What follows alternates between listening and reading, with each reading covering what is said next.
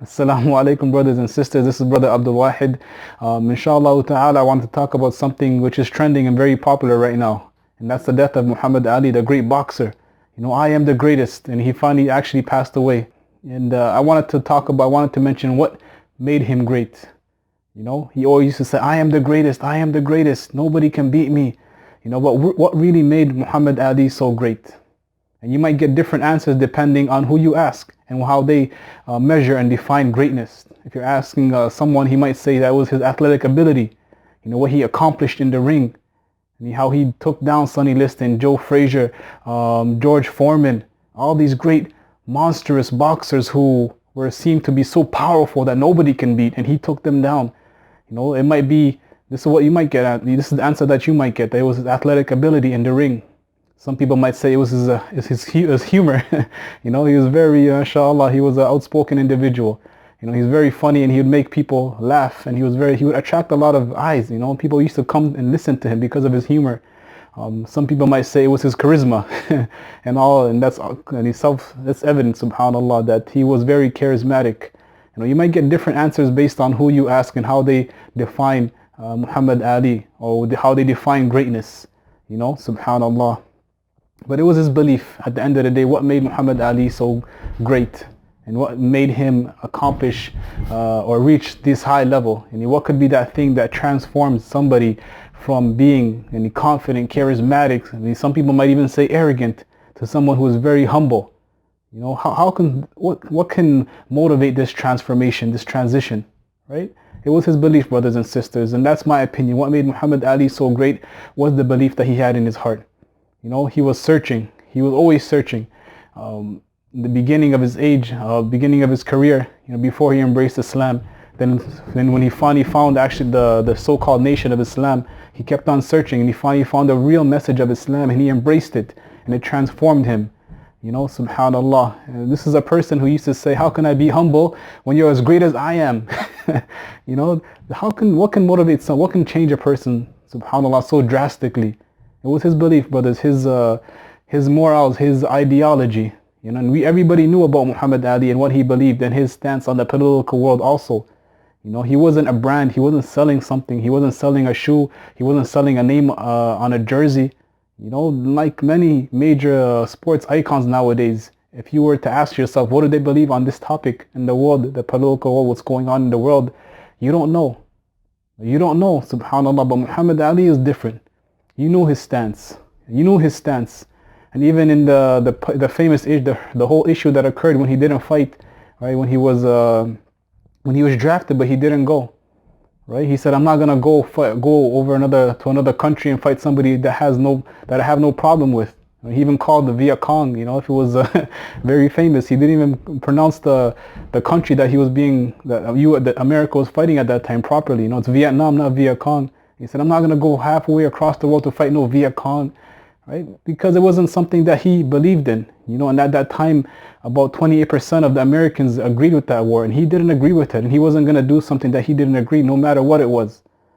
No matter what it was, if he didn't agree with it, he wasn't going to do it. Now if he put this, and he put some of these major sports icons on the same position, and God knows best what kind of answer you would get, and what they would do, how maybe they might sell themselves. Right? Sell themselves out for this. Subhanallah, Muhammad Ali was different. He understood the belief of Islam and the ideology. He understood the message of the Prophet Muhammad sallallahu alaihi wasallam. He understood the belief in Allah. Right? He recognized that Allah Ta'ala does not resemble any of His creation in any way whatsoever. Right? He knew that whatever you imagine in your mind, Allah is different from it. He knew that Allah Ta'ala is not attributed with any other attributes of the creation. He exists without a place. He has no up, no down, no left, no right, no forward, no backward, because these are attributes of the creation. And Allah Ta'ala is not attributed with any other attributes of the creation. He knew that Allah Ta'ala is attributed with hearing and sight, but His hearing is not like the hearing of the creation. We hear with ears, right? He was even quoted and recorded as saying Allah Ta'ala hears everything, but He doesn't hear with an ear, without sound vibrations, without an organ. Right? Allah Ta'ala sees, but He does not see how we see. Our creation sees they see with eyes, with light coming into their eyes. Subhanallah, he recognized the belief of Islam, and when he actually finally really entered his heart, and it propelled it made him great. You know, that's what made him great. Subhanallah, that's what made him great. And me growing up as an African American Muslim in the Western world, I was influenced by many people. And among the people I was influenced by was Muhammad Ali and even Malcolm X. You know, my sheikh, my teacher, who firstly actually took me in and taught me the religion and guided me. He remembers what I was wearing the first day he met me. And I was wearing a black shirt with the Malcolm X picture on it. The face when he's focused, you know, he's holding his hand, he's pointing. You could see him very focused and determined with that look on his face.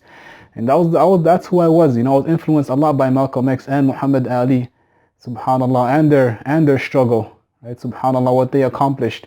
And I was very attracted at this age, like many other Muslims and black Africans were at that time, African Americans. You know, Muhammad Ali, he did a lot. He would bring entertainment. You know, entertainment's a large part of life in the Western world and other parts of the world. He brought us the Rumble in the Jungle, the Thriller in Manila. MashaAllah. You know, I remember watching him and I would laugh. You know, hear some of the words he would say. I remember something that made me really laugh. He said, I was injured a rock. I hospitalized a brick. I'm so dangerous. I even made medicine sick. You know, subhanallah. And once he was quoted as saying that he was preparing to fight for one of his matches. He fought a crocodile. You know, he was asked, how did you prepare for this match? And he said, I did something that I never done before. And he said, what is it? He said, I fought a crocodile. You know, and me growing up, I was influenced a lot by this how he was and how he was as a sportsman. MashaAllah. But at the later stage of his life, he realized what he was, and he was a Muslim. You know, and he submitted to Allah, and he was preparing himself.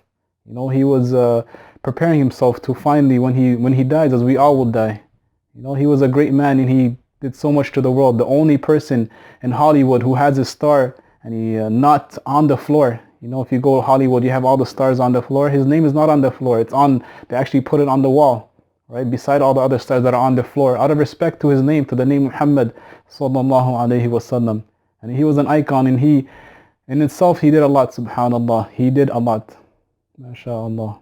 He influenced and he affected the world in so many ways, subhanallah. But always remember that behind all the popularity, there are people out there, you know, Islamic scholars who might not have been put in the spotlight as you see nowadays in this age. You know, you have great imams, scholars who transmitted the knowledge to us. Imam al-Shafi'i, Imam Abu Hanifa, Imam Ahmad ibn Hanbal, Imam Malik, you know, other great, so many scholars, you know, subhanallah. Muhammad Ali, he was in the spotlight, you know, and he affected and he influenced many people. And I ask Allah Ta'ala to forgive him of his sins and to grant him paradise without any torture. Barakallahu feekum. Assalamu alaikum.